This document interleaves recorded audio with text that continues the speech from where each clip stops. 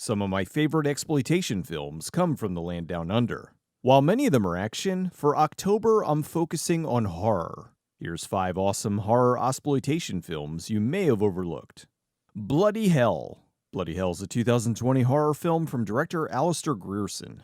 It's about Rex, a guy who stops a bank robbery but then goes to prison for what he did to stop said bank robbery.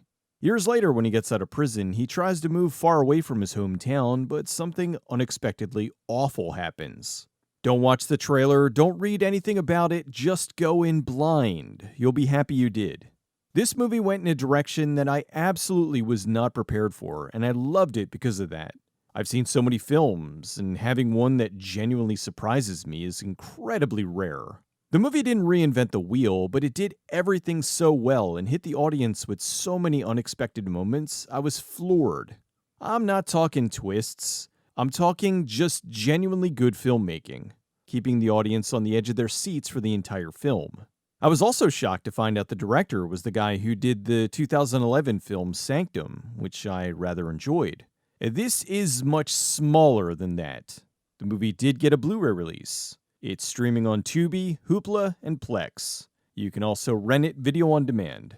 I highly recommend this one. Undead. Undead's a 2003 comedy horror film from the Spirit Brothers. It's about a small fishing village in Australia that's hit with meteorites that turns the population into zombies. A small group of uninfected locals band together and try to get out of the village alive. This movie shows the power of ingenuity. The Spirit Brothers are visual effects guys, and on top of directing, producing, editing, and writing the film, they did all the visual effects themselves. The entire film cost roughly around $1 million dues. The creativity in this film is just pouring out. It reminded me of how I felt watching Peter Jackson's Bad Taste for the first time. It's ridiculously bloody and incredibly inventive. It's also hilarious, if you like dark humor. I know by this point you're tired of zombie films, but this one is by far one of the most unique and original ones out there. You will never be able to figure out what's going on until it's finally revealed. Also, keep in mind, this movie's from over 20 years ago, 7 years before The Walking Dead, which ended up being largely responsible for zombie fatigue. The movie won an award for Best Visual Effects at the Australian Film Institute Awards. This gained the Spirit Brothers a lot of attention, which led to them directing their incredibly unique take on vampires, Daybreakers. While I don't want them to get typecast, I kinda hope they make an incredibly unique take on werewolves at some point. The movie was restored by the Australian label Umbrella and is on Blu-ray. It's available for streaming on Shudder and AMC+. Wyrmwood. Okay, another zombie film, but another unique zombie film. Much like Undead, I guarantee you haven't seen a zombie film like this. Wyrmwood: Road to the Dead is a 2014 action horror film from director Kia Roach-Turner. It's about Barry, a mechanic who lives in the Australian outback with his wife and daughter. One night a meteor shower causes people from all over to become zombies. They like their meteor zombies down there. He teams up with other survivors to try to get away from this madness. The team discovered that at night, the zombies release a flammable gas, so they modify a car engine to run on zombies. The movie moves at a breakneck pace, and while it is a horror movie, it does have some humor to it. It premiered in September of 2014 at Fantastic Fest. It had a limited Australian theatrical release in early 2015. It was only supposed to be a one-night event, but the demand was so high, it continued to run in Australian theaters for weeks. It was then released video on demand and Blu-ray by Shout Factory. The film was made for about $160,000, which is staggering. There is so much going on that it looks like a movie that costs easily quadruple that. It was such a hit, they planned to make a 10-episode TV series called Wyrmwood: Chronicles of the Dead. They released a 7-minute short in 2017, but for whatever reason, the series was never made. Instead, a few years later, in 2021, they released the sequel, Wyrmwood Apocalypse. Wyrmwood: Road to the Dead is a highly entertaining and very slick zombie film. It's available on Blu-ray and streaming on AMC+. The sequel is also on Blu-ray and is streaming on Tubi. Rogue. Rogue's a 2007 horror film from director Greg McLean. You should recognize that name, as he was the director who brought us the wonderful Wolf Creek series. The movie's about an American journalist working on a story about the Australian outback. He goes on a tour with some locals and some tourists when their boat sinks and they have to seek shelter on a small island. The island is sinking, and the people are picked off by a very large and very hungry crocodile. What a great movie. Much like Wolf Creek, the movie does a good job of letting you get to know the characters before putting them in this horrible situation.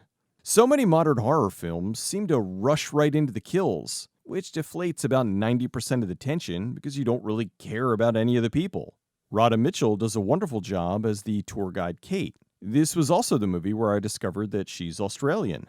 Even Sam Worthington was good, which is interesting because I've seen him in so many other films and he's been a plank of wood. I think with him, it really does come down to the director being able to pull the right performance out of him.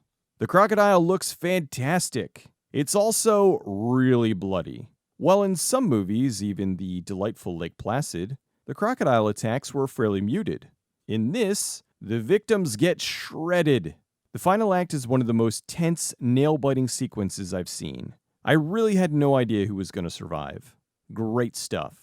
The movie's on Blu-ray, but it seems to be out of print. It's currently streaming on Starz and Plex. The Reef. The Reef's a 2010 horror film from director Andrew Traucki. It's about a group of friends who are sailing along the Great Barrier Reef. They accidentally crash the boat, which sinks and leaves them stuck out in the water. As if that wasn't bad enough, they are then hunted by a great white shark. This is a very intense movie.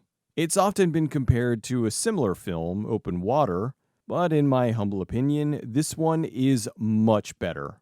The sharks they used in the movie are real. While yes, they had some special effects and whatnot, but the sharks and the shark footage they used was all real, giving a very uncomfortable realism to the film. This was the director's second feature, with the first being Black Water, about some people who were getting snacked on by a giant crocodile. I haven't seen that one, so I don't know how it is. The Reef is apparently based on the true story of Ray Boundy, the sole survivor of a boating incident. Although the chief of tourism in Australia was worried about all these killer crocodile and shark movies coming out of Australia, especially since ones like this were being labeled as based on a true story. He thought it would hurt tourism. The movie had a standalone sequel, The Reef, Stalked, which came out in 2022. I haven't seen that one yet either, so I don't know how it turned out. It did have the same director, so that's a good sign. The Reef plays as a very solid double feature with Rogue. It's available on Blu-ray. It's also available for streaming on Amazon Prime and Hoopla. The sequel is also on Blu-ray and streaming on Shudder. All these movies are worth your time. I've seen so many Australian films over the years, and largely they do not disappoint. Between Japan and Australia, I think they hold most of my favorite movies from outside of the US. South Korea too, and Thailand, and France. Okay, there's a ton of countries that are killing it right now. I wonder what the next video will be. I'll see y'all next time.